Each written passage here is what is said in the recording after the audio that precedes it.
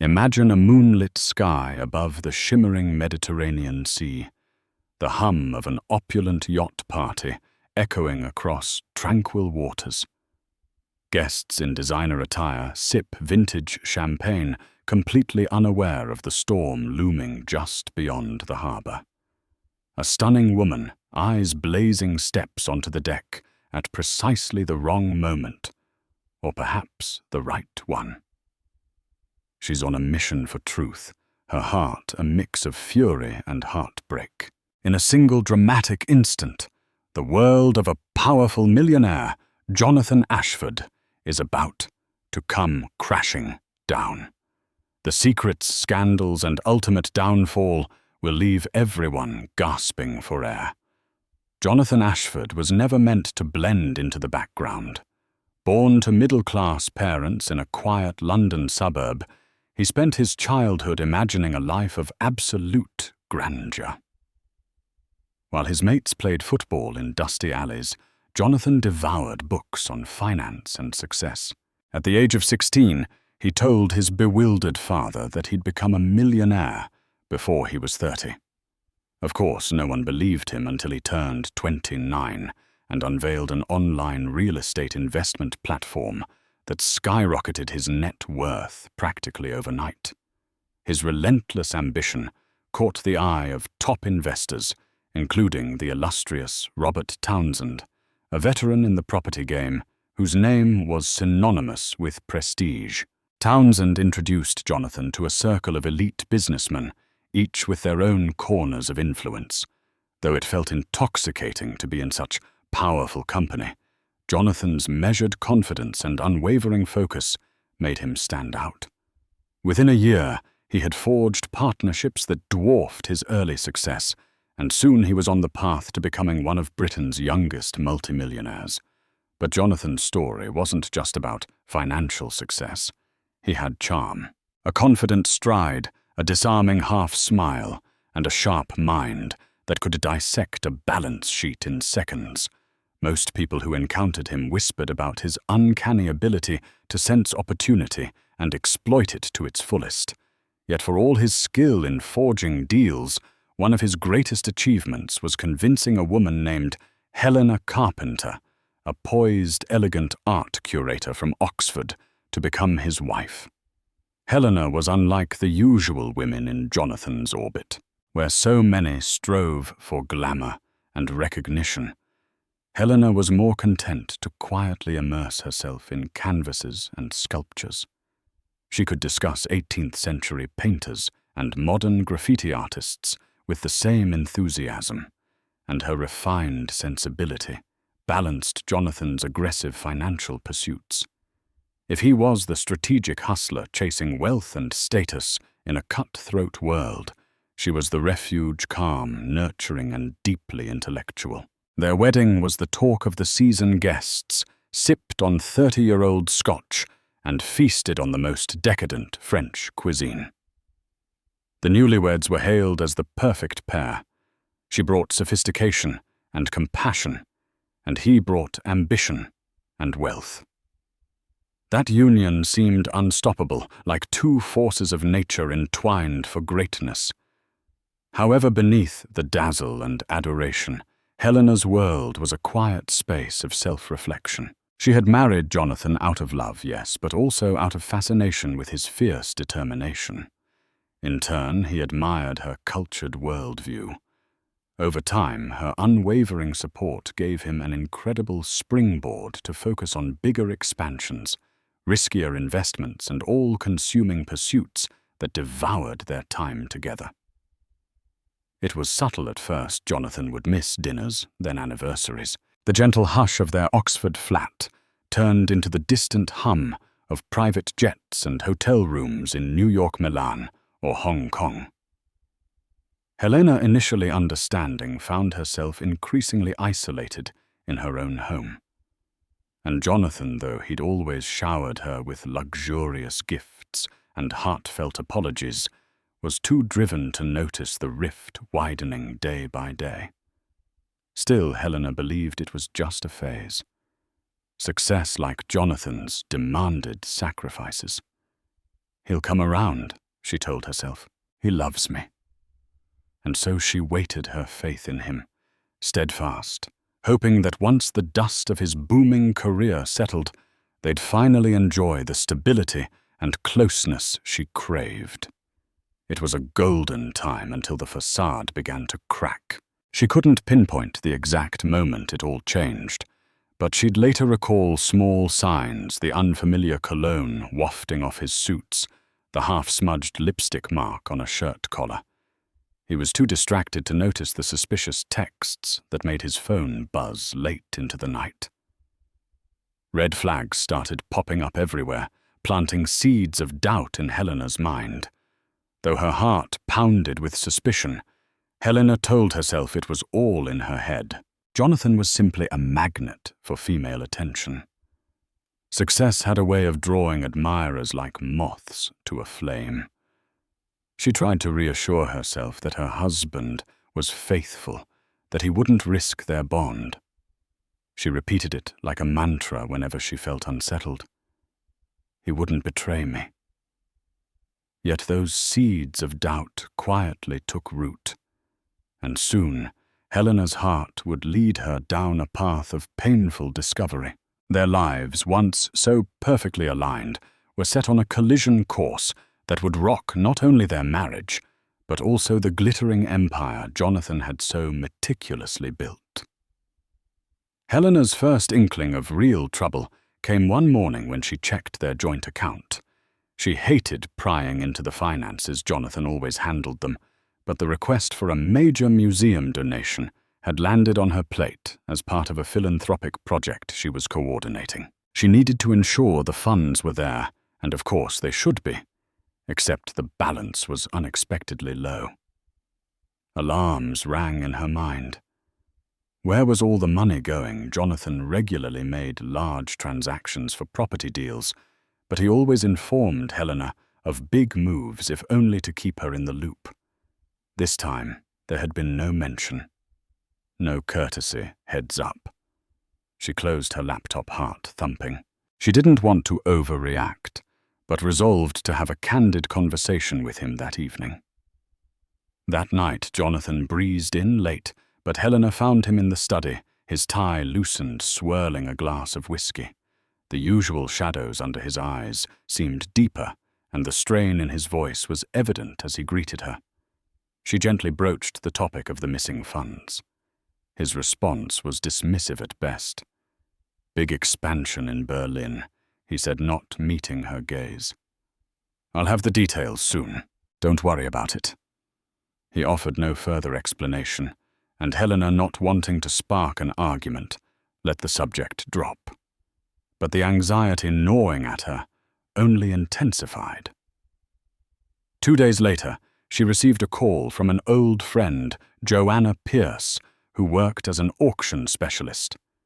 Joanna mentioned seeing Jonathan in a swanky restaurant with a stunning brunette, describing the scene as intimate. Helena's ears burned.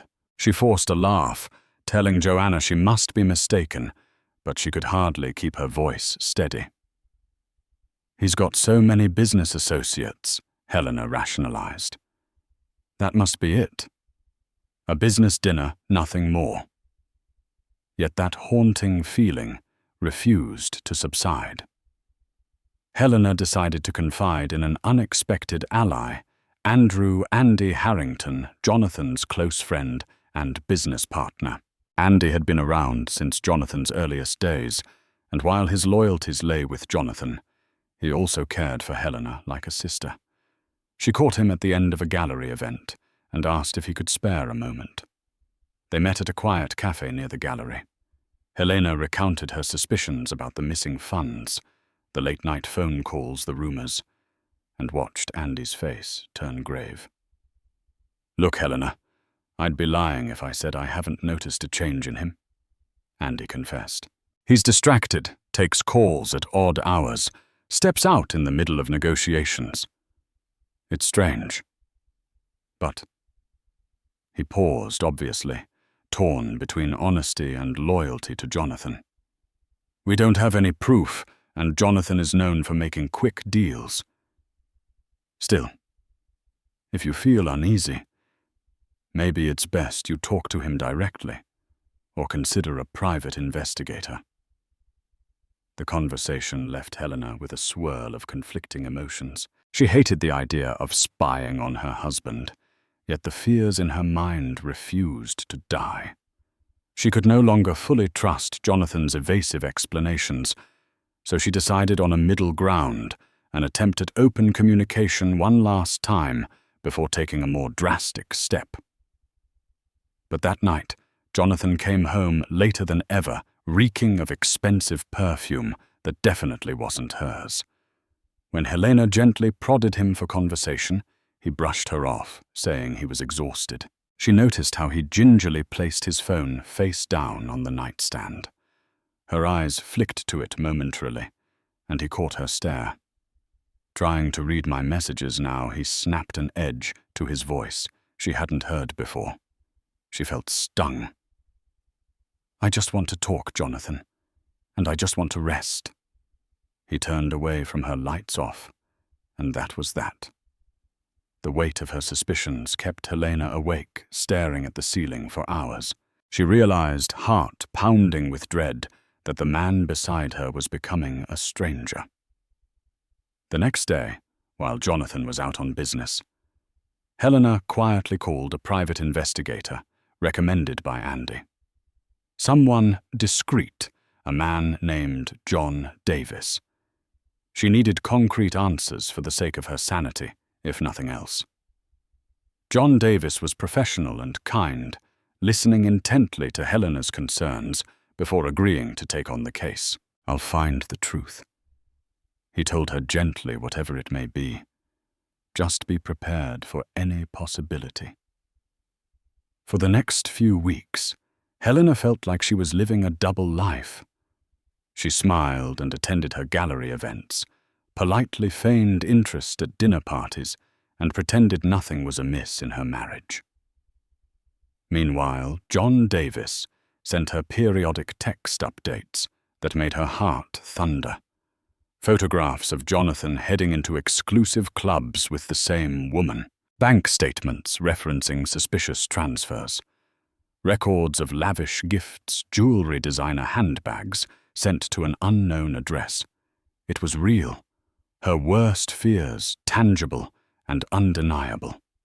Helena sat alone in her study, staring at proof of her husband's betrayal, tears streaking her cheeks. Her body felt numb, her mind roaring in disbelief. The man she had adored, the man who once said he'd do anything for her, was funneling money into an affair. In that moment, she felt an odd calm wash over her. She wasn't going to give in to despair, not yet. She would confront him on her own terms. She would gather her composure and face the truth. My marriage might be a lie, she thought. But I won't be a victim. 2 weeks after hiring the investigator, Helena's phone buzzed with an unexpected text from Jonathan Big Night. "Yacht party in the Mediterranean with potential investors. Be ready to leave by Thursday. No apologies for the last-minute notice, no courtesy to check her schedule. Just a command, cold and impersonal." Helena felt a flicker of anger.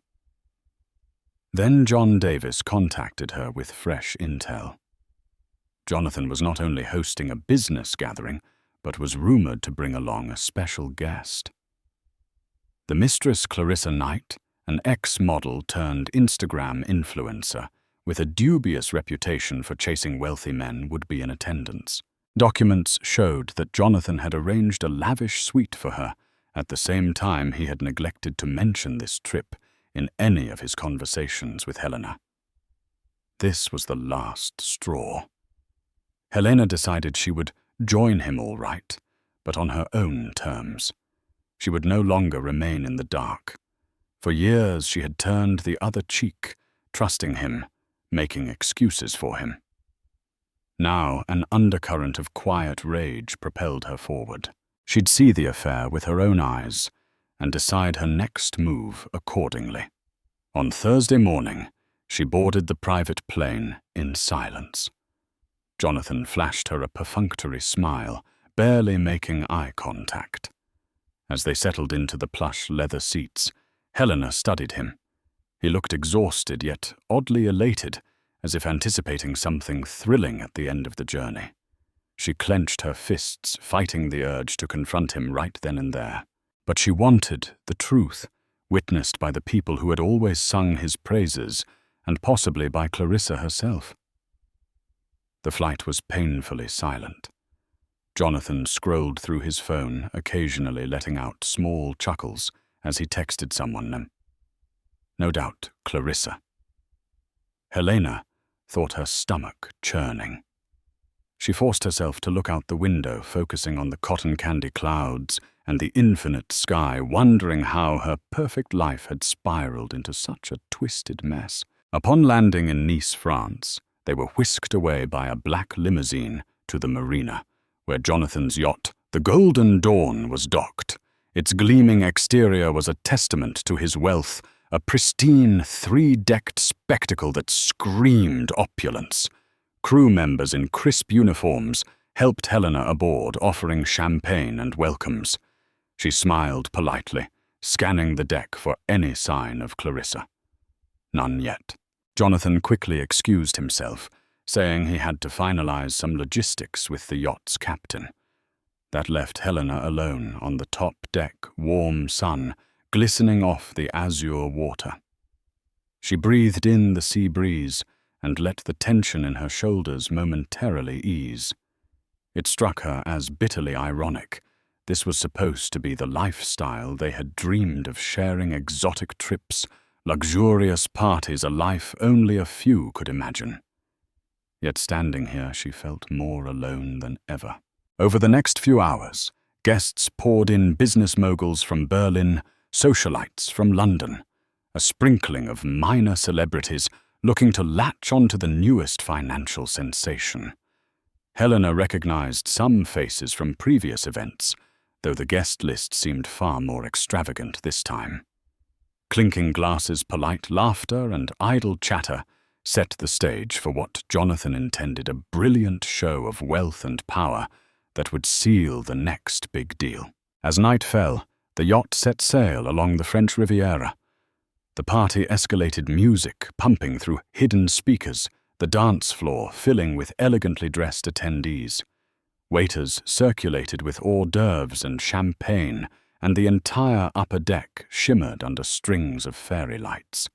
It felt magical in a way, but for Helena, every glittering corner felt laced with lies.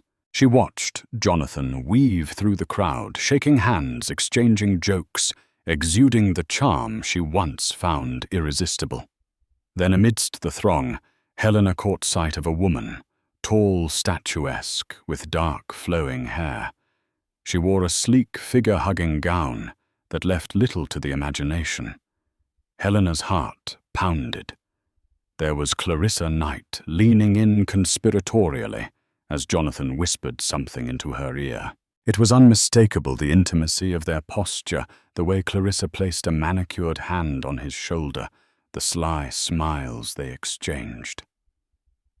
For a moment, Helena's vision blurred with rage, tears threatening to spill.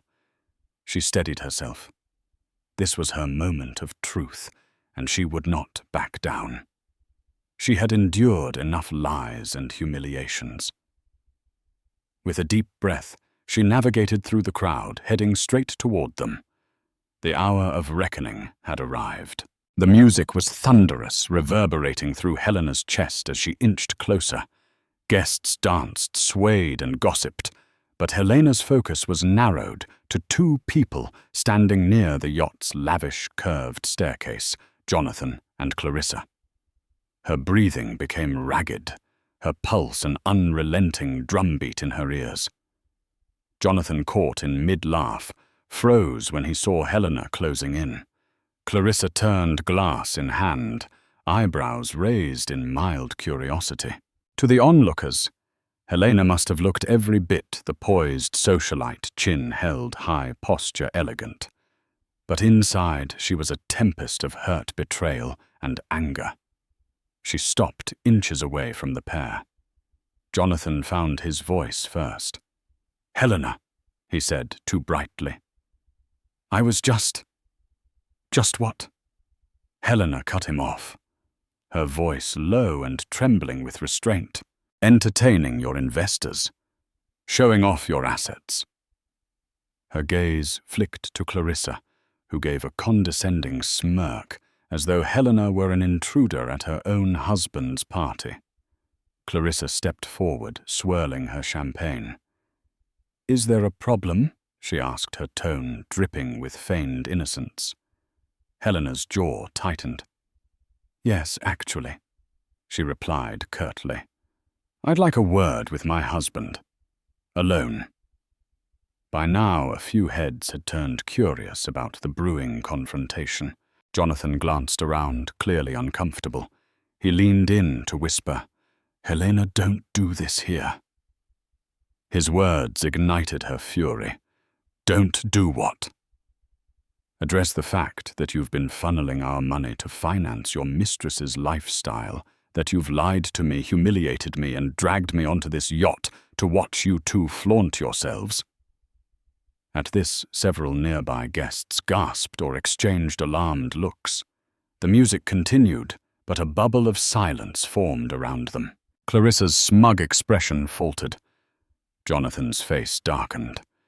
This was not the polished, controlled environment he cherished.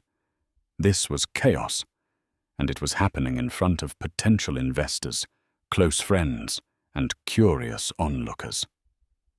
"Helena." "Lower your voice," Jonathan hissed, grabbing her arm. She yanked it free, adrenaline fueling her courage. "No. I've been silent for too long, Jonathan.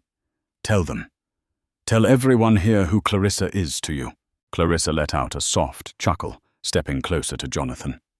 "Jonathan, darling, maybe you should calm your wife down. She seems hysterical."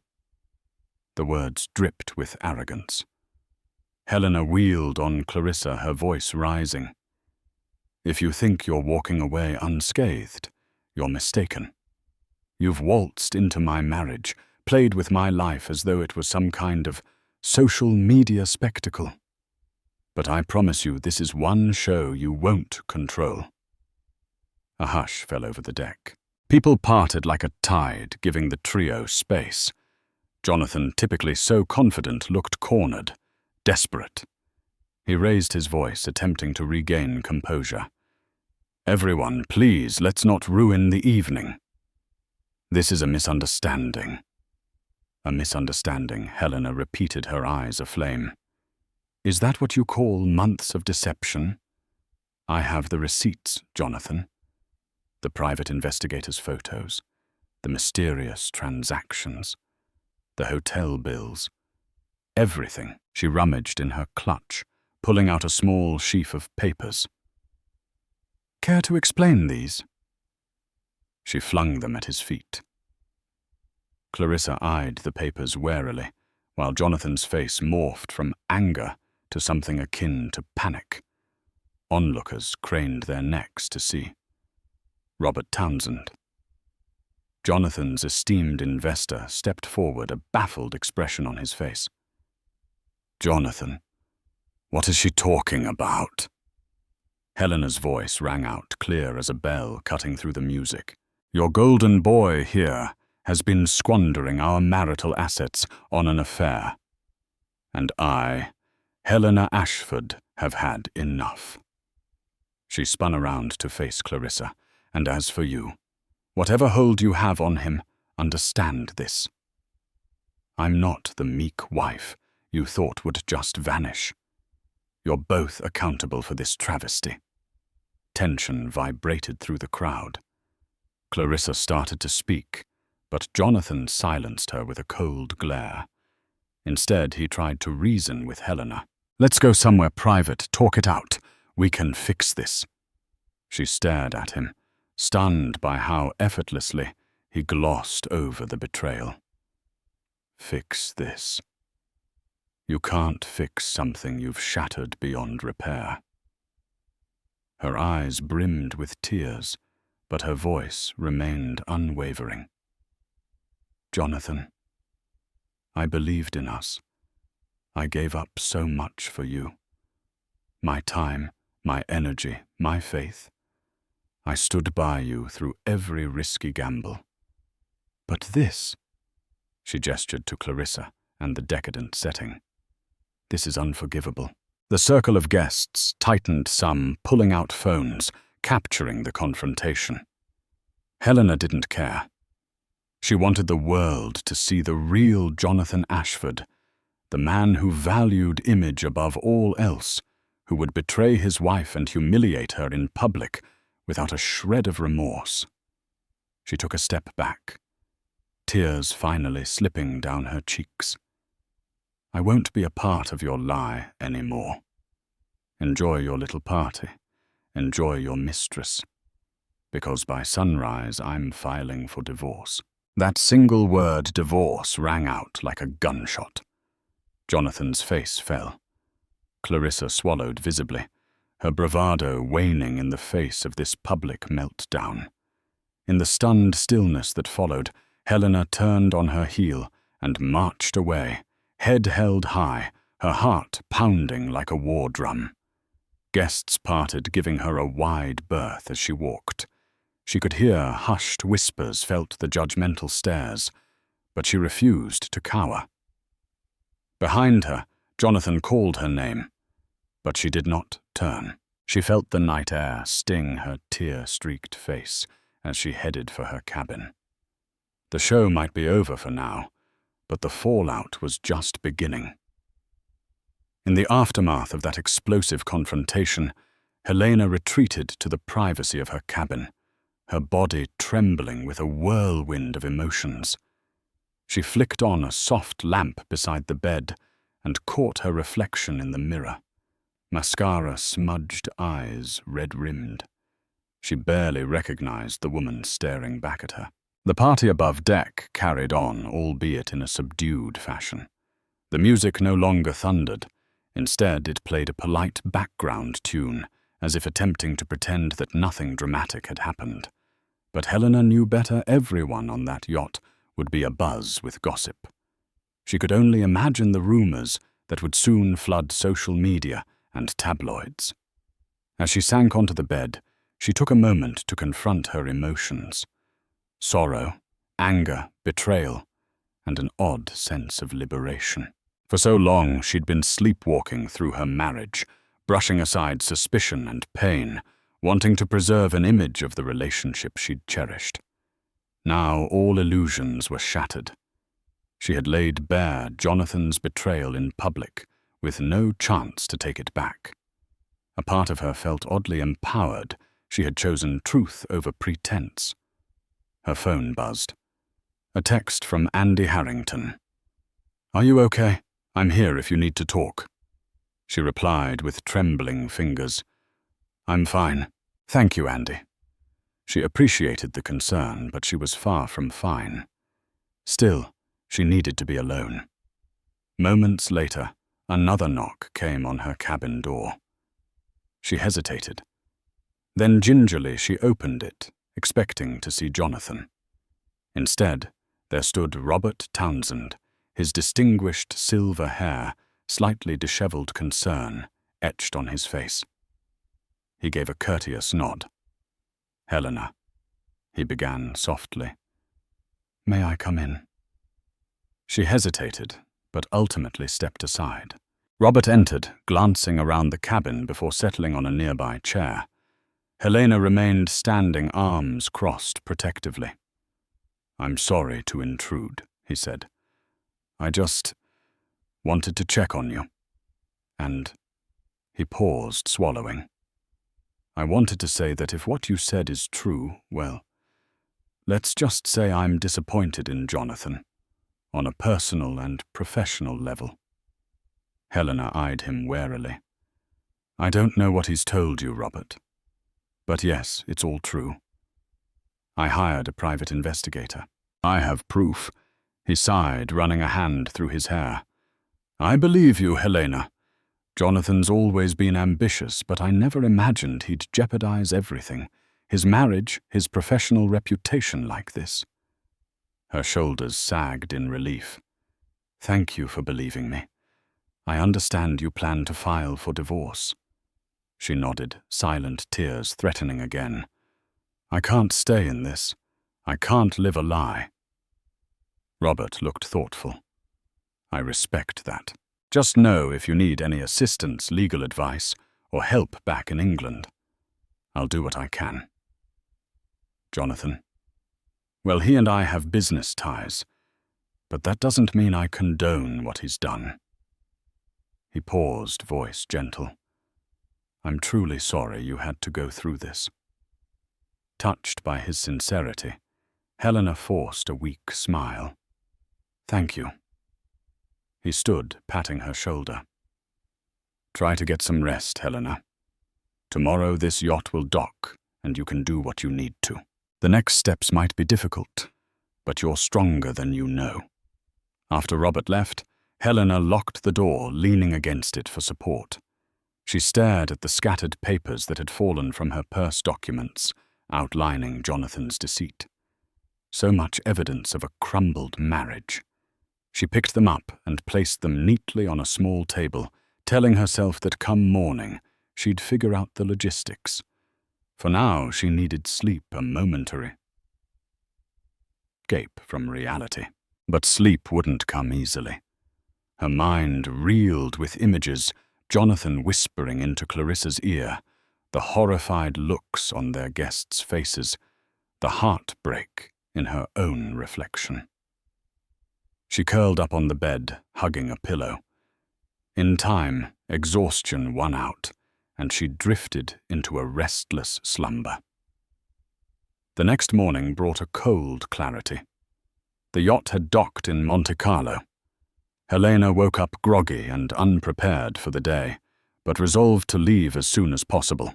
She stepped out of the cabin, luggage in hand, and was startled to find Jonathan waiting in the corridor, shadows under his eyes telling her he'd probably slept no better than she had. He raised a hand in a placating gesture. Helena, please, let's talk. Her throat tightened. We talked enough last night, Jonathan. I'm done. He grimaced. I know I messed up all right. I was stupid, reckless.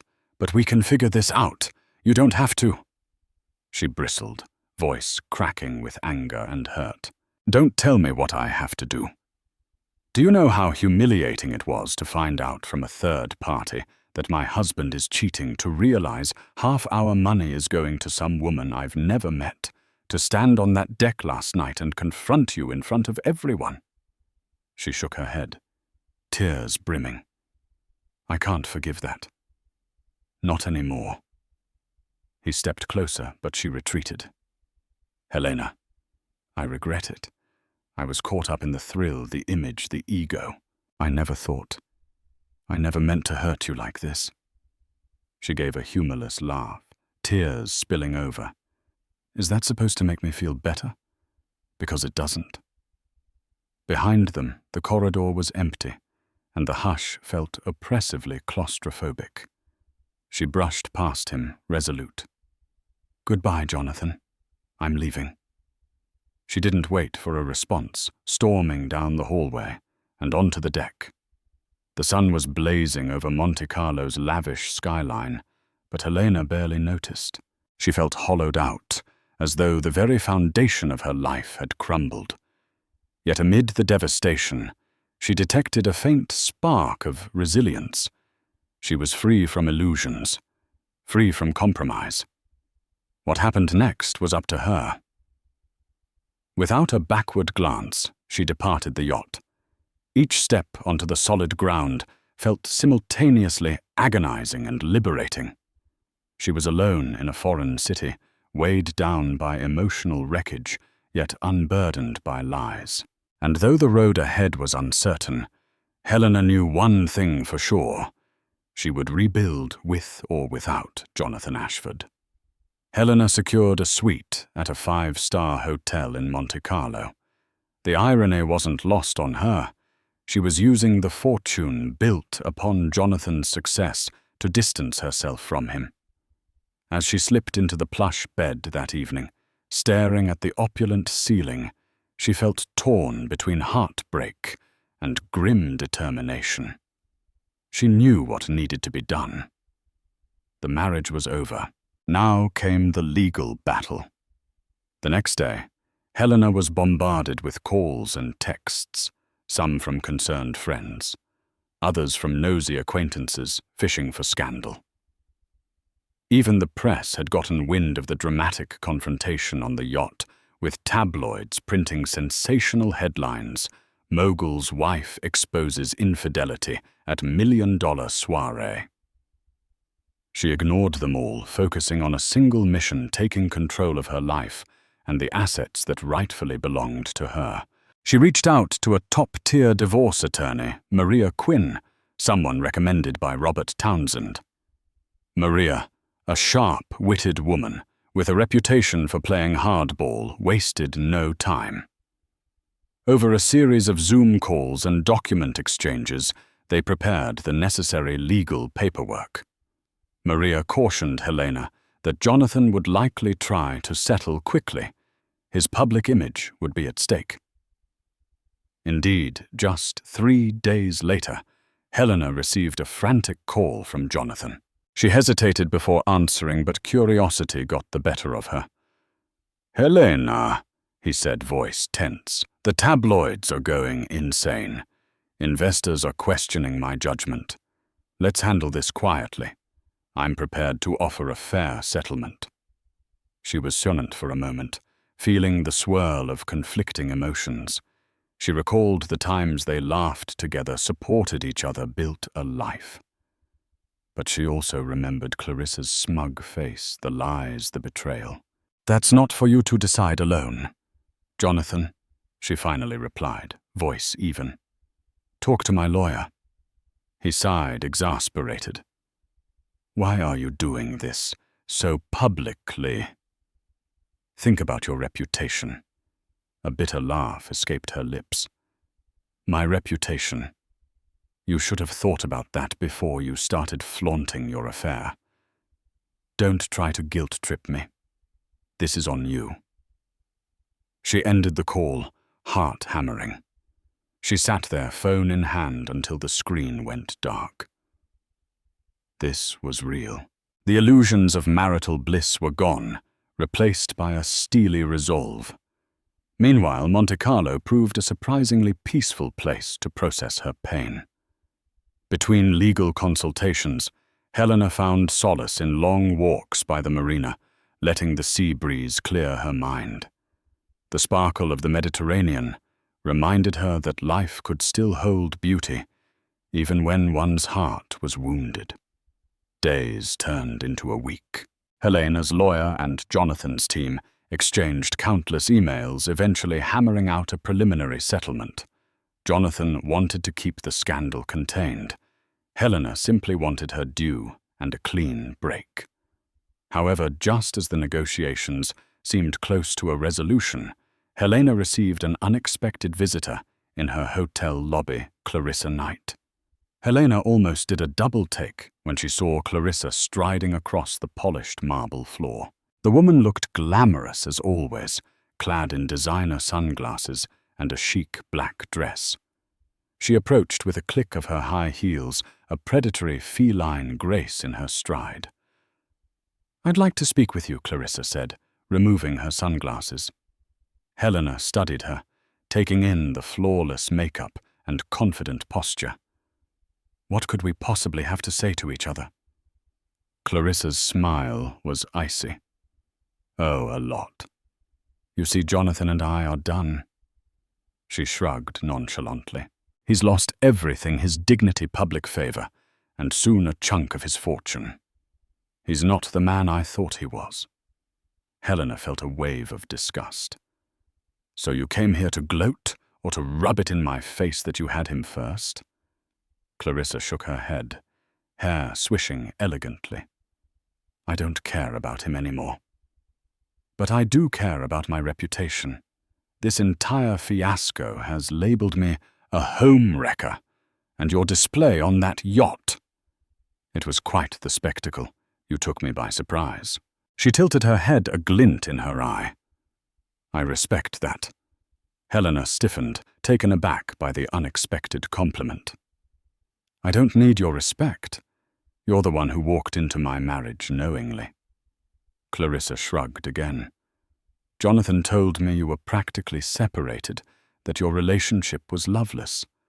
I believed him, and yes, I was looking for a powerful partner. I've never denied that.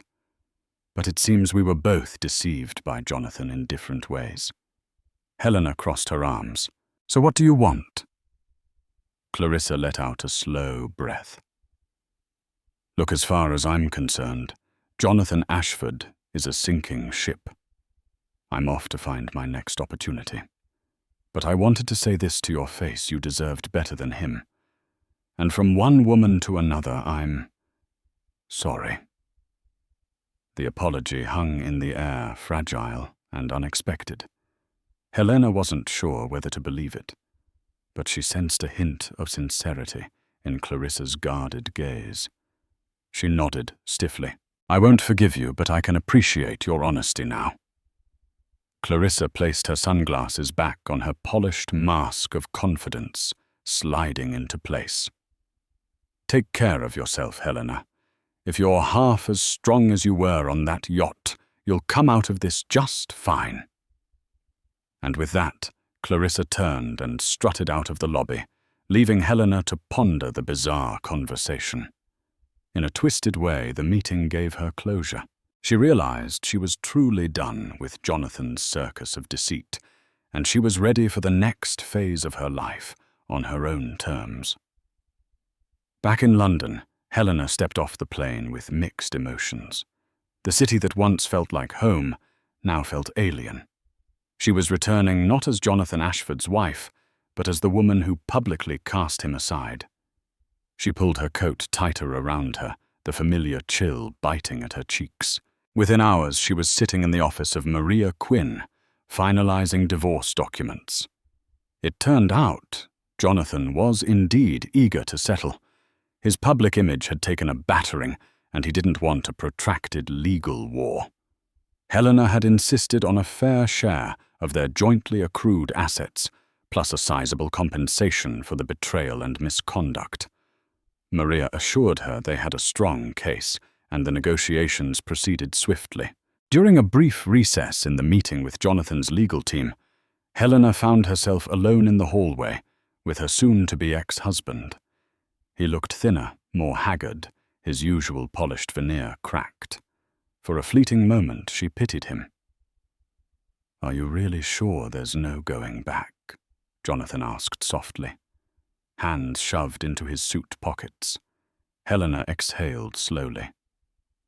"This isn't about me being stubborn. You betrayed me, Jonathan. You broke every vow we made. There's no trust left." He lowered his gaze, silent. She could see regret flickering in his eyes, but it was too little, too late. The final round of paperwork took less than an hour. Jonathan signed with a shaky hand, as though physically affected by the gravity of this moment. Helena felt oddly calm, each signature bringing her a step closer to independence. At the last flick of her pen, it was done. They were strangers with a legal contract severing their ties. Walking out of the law firm's towering building, Helena inhaled the crisp London air. The city was ablaze with midday bustled taxis, red double-deckers, and rushing crowds. She felt an overwhelming sense of relief, interspersed with a pang of sadness. This was the end of one chapter, and the uncertain beginning of another. She met Andy Harrington for coffee that afternoon. He gave her a warm hug. "So, it's official?" She managed a soft smile. "Yes, we're divorced." They found a corner table by the window. Andy, never one for small talk, jumped straight to the point. "I've severed my business ties with Jonathan, too," he admitted. "Couldn't continue after everything that happened. Plus, our major investors lost faith in him. I've gone independent, focusing on smaller ventures. It's better for my conscience." Helena nodded, sipping her latte. I appreciate that, Andy. I'm sorry you lost a friend in all this. He shook his head. He's the one who chose this path. Don't apologize. Then he looked at her kindly. What about you? Any plans for the future? She mulled over the question. For so long her identity had been tied to Jonathan, his career, his ambitions, his life. But now she realized she had the means and freedom to pursue her own dreams. I think I'll expand my work in the art world. Maybe open my own gallery. She paused, eyes sparkling with newfound determination. I have the connections, the capital, and it's something I've always been passionate about. Andy grinned. That sounds perfect. If you need any business advice, I'm here. She smiled in return. Thank you. In the following weeks, Helena took the first steps toward building her new enterprise. She scouted potential locations, consulted with curators and artists she respected, and found herself immersed in the creative world she'd adored since her youth. The energy of creation and curation replaced the gloom of betrayal. Occasionally, she'd catch mention of Jonathan in passing. The tabloids teased stories about him relocating to New York, trying to rebuild his empire in the States. She never bothered to read the full articles. His life was no longer her concern. And yes, there were times when loneliness struck. Late nights in her new flat, the city lights twinkling outside, she'd remember simpler moments with Jonathan. Lazy Sundays, shared jokes, supportive hugs before big events. She'd wonder how it all went so wrong. But then she would remind herself of the lies, the affair, and the heartbreak. The man she once loved had shattered her trust beyond repair. Amid this emotional turbulence, she found small joys like choosing furniture for her new living space, discovering unique art pieces, and forming fresh friendships.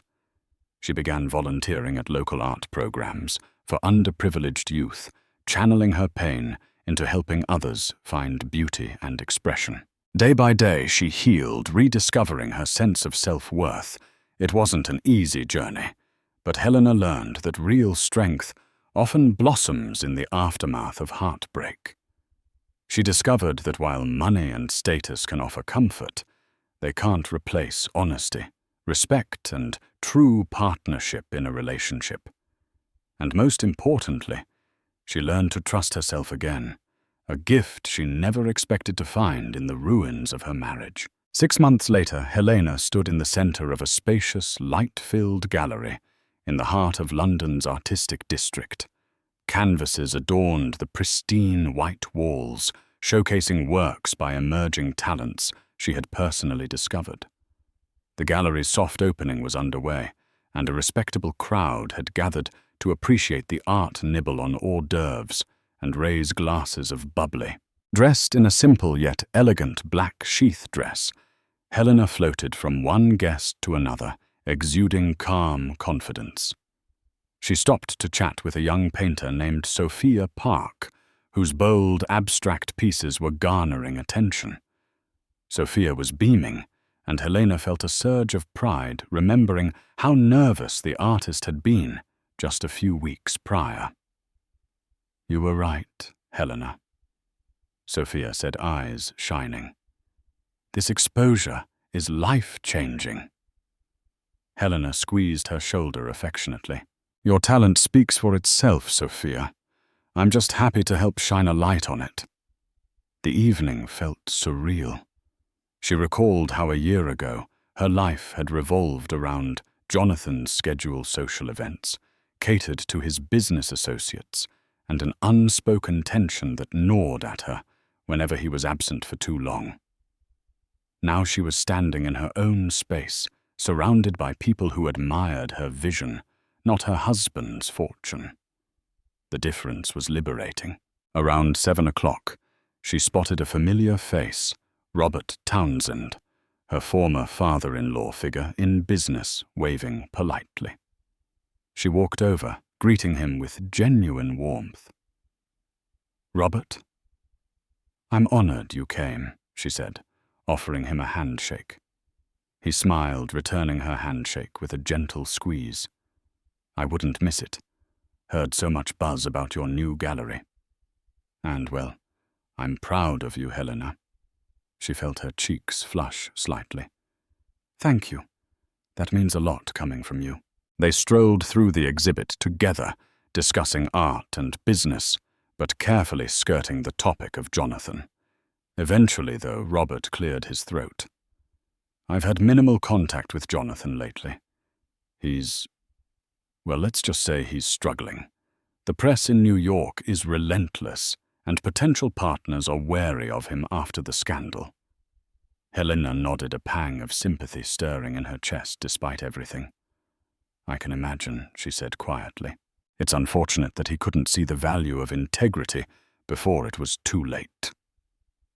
Robert sighed. "Indeed. But let's not dampen the mood.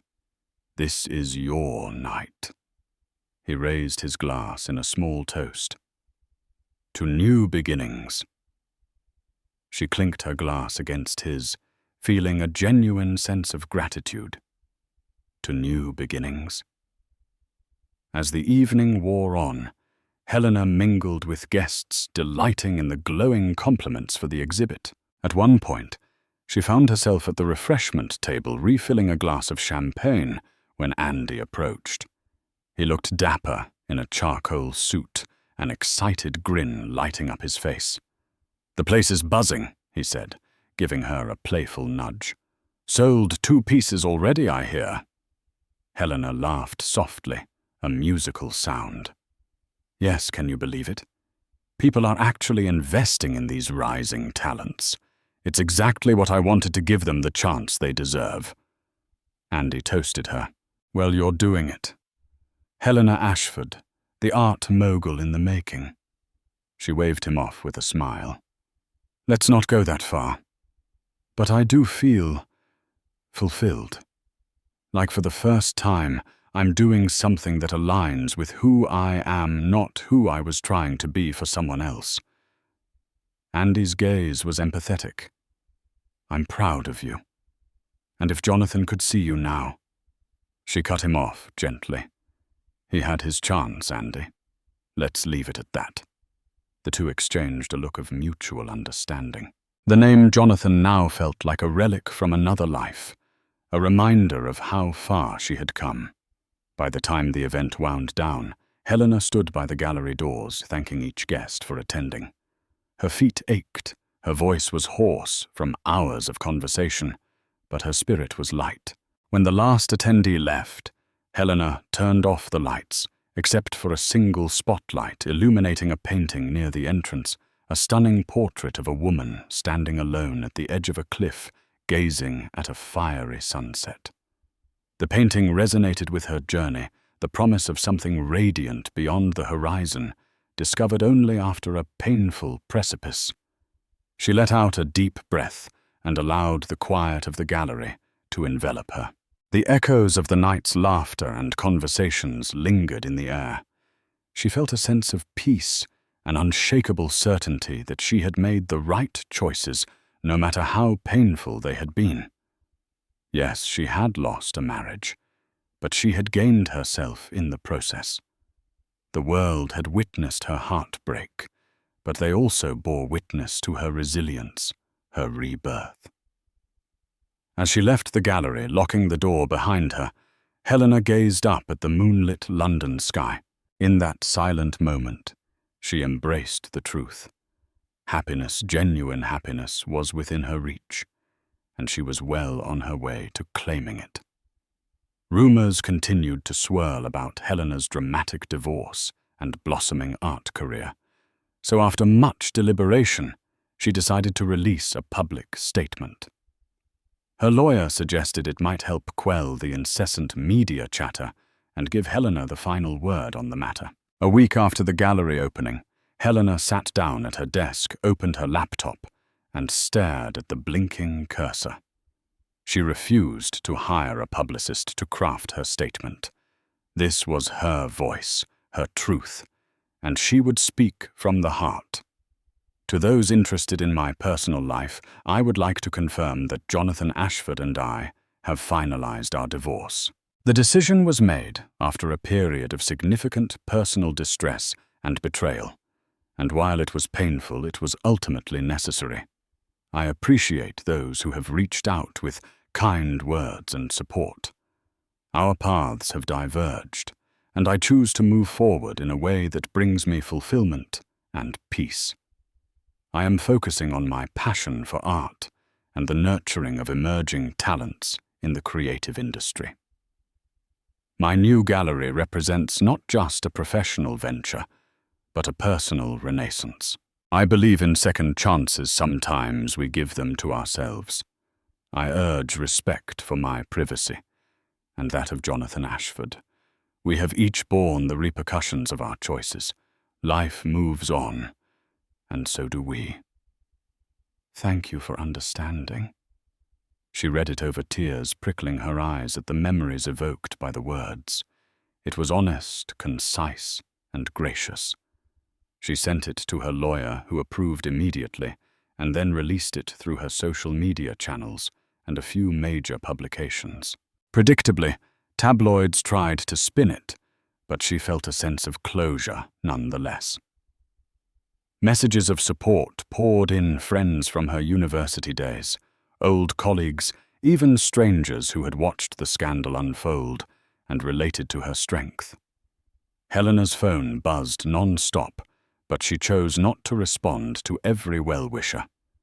She appreciated the empathy, but wanted her life to remain private.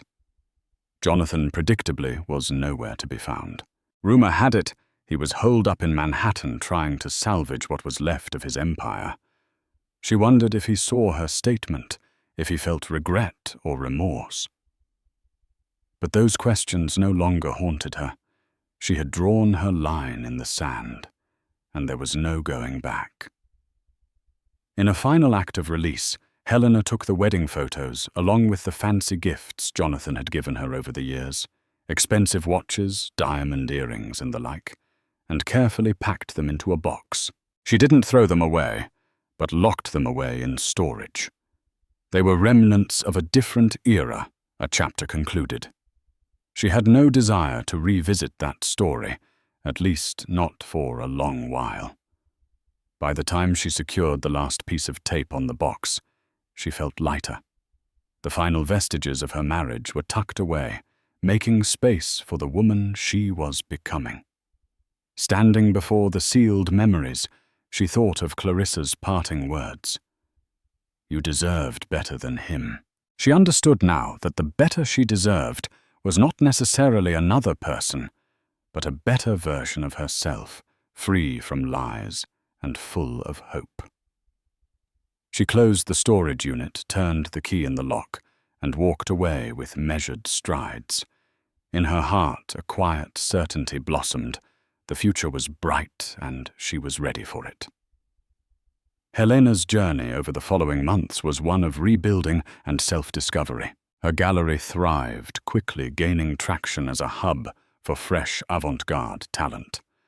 Critically acclaimed art blogs praised her keen eye for undiscovered genius.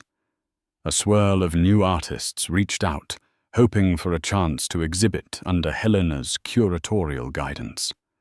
But it wasn't just her professional life that flourished. Helena reconnected with old friends she had lost touch with during her marriage's roller coaster. She spent evenings hosting intimate dinner parties, filled with laughter and intellectual debate, rather than the stiff soirees that once characterized her social circle. She traveled to art festivals in Venice and Berlin, not to follow Jonathan on business, but to indulge her passion for creativity. In every corner of her life, she found renewal and purpose. One afternoon, as she strolled through Hyde Park, the sun warm on her face, Helena felt a subtle shift within her. She had been on her own for close to a year now. No secrets, no illusions, just a raw, honest existence. And while the memory of Jonathan's betrayal still stung, it no longer defined her. She was free to envision a future not limited by the constraints of who she had been in that marriage. Her mind wandered to the concept of trust. Could she ever truly trust again? The thought was daunting, but not impossible. She considered that perhaps real trust begins within oneself. She now trusted her own judgment, her instincts and morals, which had become sharper through the trials she endured. Maybe that was enough for now. A chance meeting at a charity function one evening would test that theory. Dr. Michael Shaw, a philanthropist who specialized in humanitarian causes, introduced himself while they both admired a silent auction painting. His tall frame and approachable demeanor put her at ease. He asked thoughtful questions about her gallery, and she found herself genuinely intrigued by his work providing medical relief in impoverished regions. They spent half the evening engrossed in conversation discussing art philanthropy and travel. Helena felt a spark of excitement she hadn't experienced in years. A flutter in her stomach she'd almost forgotten. At the end of the night, Michael politely asked if they could continue the conversation over dinner sometime. She hesitated, a flicker of caution telling her to be wary of stepping back into the chaos of a romantic entanglement. Yet as she looked into his earnest eyes, she sensed no hidden agenda or arrogance, qualities she had come to despise in the circles she once inhabited. So with a heart steady yet open, she said yes. Their first date was casual coffee at a quaint bookstore, followed by a stroll along the Thames. He spoke passionately about his medical missions, while she shared anecdotes of discovering raw talent in unexpected corners of the world. It felt refreshingly real. No flashy displays of wealth, no power plays, just two individuals connecting over shared ideals. Helena returned home that evening, feeling a strange mix of elation and fear. Elation because she felt hope stirring for a new connection. Fear because she still bore scars from her past. Yet in the stillness of her chic apartment, she reminded herself she was no longer the woman who would allow herself to be overshadowed or deceived. She had evolved, found her voice, and refused to settle for anything less than genuine respect and authenticity. Day by day, as she got to know Michael, she realized that perhaps healing wasn't just about locking the past away, but allowing herself the freedom to create new memories. It was a risk, a leap of faith, really, but wasn't that what art, love and life were all about? She closed her eyes and smiled, envisioning the next sunrise. The future, once murky and fraught with pain, now beckoned with a soft, hopeful glow. The horizon was hers to explore, and she intended to savor every moment. Thank you for joining me on this emotional roller coaster of heartbreak, redemption, and self-discovery. Helena's journey reminds us that life's darkest chapters can spark the brightest new beginnings, and that no betrayal or heartbreak can truly extinguish our inner light. If this story resonated with you, if it inspired you to find strength in your own struggles, or reminded you of the power of standing up for yourself, then I invite you to become part of this community. Like this video, share it with friends, and subscribe for more compelling stories that explore the resilience of the human spirit. Turn on your notifications so you never miss an upload, because here we delve into the raw, real, and inspiring moments that shape us. Remember, your journey isn't over when you stumble. It's just beginning when you stand back up. Stay brave, and see you in the next video.